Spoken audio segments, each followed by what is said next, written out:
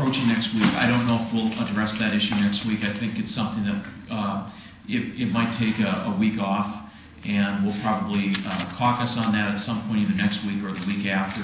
We're going to actually caucus on that, get a feel for where the caucus is at, see if there's enough votes to pass the bill, or to see if, see where the caucus is at on this. We had difficulty, quite frankly, getting the bill passed even with the exemptions, so I think it'll be very difficult to determine the outcome of this at this point, but we'll see where the caucus is at on it, and we'll have to make a judgment on that at a later time. But I would probably say it's because of the fact that we had difficulty getting the bill passed and we had the exemptions in, that'll probably be a concern for people who voted for the bill originally. I just had a brief comment on the larger issue. Look at where the momentum has come on this issue. It was our best guess that local control, which would mean a few hundred jurisdictions probably would move in that direction, a few hundred jurisdictions wouldn't move in that direction, would be the state of where the law would move. Local control seemed to be it. We first started discussing this year. It seemed to be 17 votes for a statewide ban. And then I found out there was 25 votes. And then I found out there was 40 votes. And lo and behold, we were able to actually, for the first time, debate a bill on the floor of the House since the mid-90s. That was a statewide ban that covered 99-point-some-odd% of public places going smoke-free. Major momentum. Now it goes to the Senate, wondering what exemptions they might add to it. Momentum continued to develop. Now they sent over a bill last night that eliminated that casino exemption so that there's virtually entirely smoke-free statewide ban. It's gotten stronger, the momentum has built. So even though it's very emotional and it's tenuous, there has been momentum building for it, and so it's unpredictable where we are moving forward, but we hope we can pass something this year, if there is consensus, that would be probably one of the single biggest public health measures Iowa has ever passed. Would you pass a local control out of committee just as a safety net? At this point, that is not on the agenda to do. No.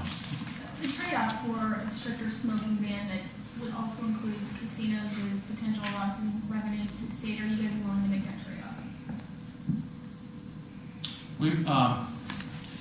We're going to get into that discussion at this point. That's something we'll have to discuss in caucus. I mean, we don't have. We haven't had a lot of discussion about that, so really the focus has been on what we needed to do to put the votes together to get something passed. So that's how we ended up with the bill that we got. And as Tyler also mentioned on the floor, hey, it's not a perfect bill, but 99% is pretty good. In fact, if I'd had 99% off of school, I probably wouldn't be here. I'd be making a lot more money somewhere else. Will either one of you be personally pushing a certain way on this?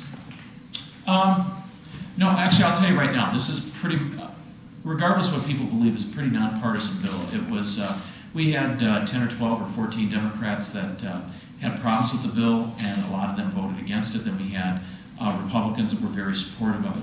So I really expect it to be a nonpartisan. It really is a nonpartisan debate at this point, and I think the more Kevin and I interject with, the more partisan it becomes. So. Well, but you two personally, do you like the Senate version better than the one you all passed?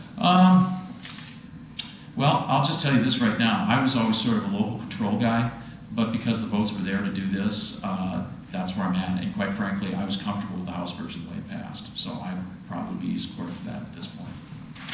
I think, look at where our culture has changed with regard to smoking. I remember taking a tour of the state capitol as a child, and you couldn't see the top of the dome because there was so much smoke here. I remember visiting my mother, who worked at a cardiology wing in Methodist Hospital, and I walked into the waiting room, and the people in the waiting room were smoking. The nurses were smoking. The secretary was smoking. The whole doctor's office was full of smoke. I remember visiting my father at a police station when I was a child. You couldn't see the ceiling because every officer smoked. That was that was our culture back in the 1970s. Could you imagine having that sort of occurrence now, walking into the rotunda and not being able to breathe or see the top of the dome? We have changed, and we're continuing to move in a direction, I think, of health and smoke-free places, and we're recognizing that someone shouldn't have a right to put toxic substances in my body that includes arsenic. I should have a right to be able to breathe non-toxic substances. And so I think that's the direction that our culture is moving, and that's what I'm supportive of. It sounds like you're saying when this session ends, there will be a statewide ban. It's just a matter now of determining who's in and who's out. We're hopeful that there will be a statewide ban that is as strong as possible, but it has to do with what Speaker Murphy said, cobbling together 51 votes on the House side. I think the House, don't want to make any comparisons vis-a-vis the Senate, but it's a little more complicated because there's more members and because districts are half the size in terms of population. You have different politics per district. Casino issue, for example, even though hardly anybody spoke on the floor of the House regarding the casino exemption, believe me, there were a number of people that needed that in there to vote for because their constituencies locally that involve nonprofits and Chamber of Commerce and businesses and hotels and others will form a pretty potent political force for some of these legislators locally. And so that's why that was in there, is to get the votes to pass out. But now there's a new equation because there's a lot of people who spoke up on the floor of the House over here, particularly several Republicans, that said, we support a statewide smoking ban, but how dare we accept casinos? Well, I had them down as no votes for statewide smoking ban, or any smoking ban for that matter. So I'd like to go back to them with the transcript of their statements on the floor of the House and see if are they going to be a person of their word. Where are they at now? You'd like a pure ban, no exceptions? Well, I don't want to get into my personal feelings, because my personal feelings, I would outlaw smoking everywhere if I had that right. But that would probably be previous jobs with the Attorney General's office, suing tobacco companies. That's true. I used to be litigation and compliance counsel for the governments under the Tobacco Settlement Agreement, so I don't have a lot of respect for big tobacco. Is one possible scenario, though, that the statewide ban would implode and then you'd be left with nothing if you're not also progressing with the local control? Well, if things implode, and we really shouldn't speculate on this, but if things imploded, we could always do a leadership bill if we needed to do local control. So, but we're not going to, quite frankly, Joyce, I don't want to look at that at this point. I think we need to deal with the bill at hand. I really do. If you could handle one more smoking question. Last night on the Senate floor, and I'm sorry, I just forgot who said this last night, Republican senator, but he mentioned that what this is going to do is open the door for lawsuits, that people are going to sue all over the place because we as a state, if you all would pass these bans, are saying that, yeah, secondhand smoke is hurting people, killing people, whatever. Do you, probably because of your previous job, do you believe in this? Is this just...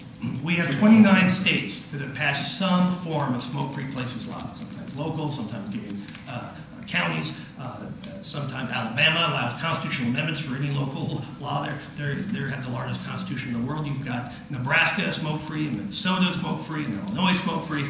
There's plenty of evidence when you look around the country that has not occurred. It just has not occurred, so I think it's a red herring argument. There are some Republicans who say they aren't going to vote on any budget bill until they see the whole budget. You've issued your targets that cover about a little over half of the total budget. When are you going to show the whole picture? Well, first of all, that's, I think it's a little bit disingenuous on the Republican side. I think it's a reason to vote no on budget bills. They voted no on most budget bills last year, including things like early childhood. But here's the point I would make. For the 14 years that they were in control, they released targets.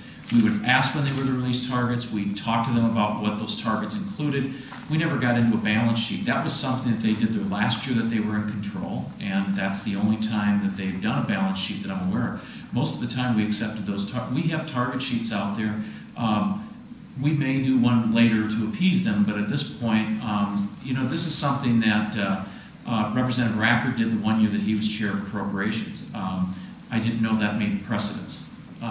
We've released budget targets. We plan on using those targets to create our budget and to move forward on the budget this year.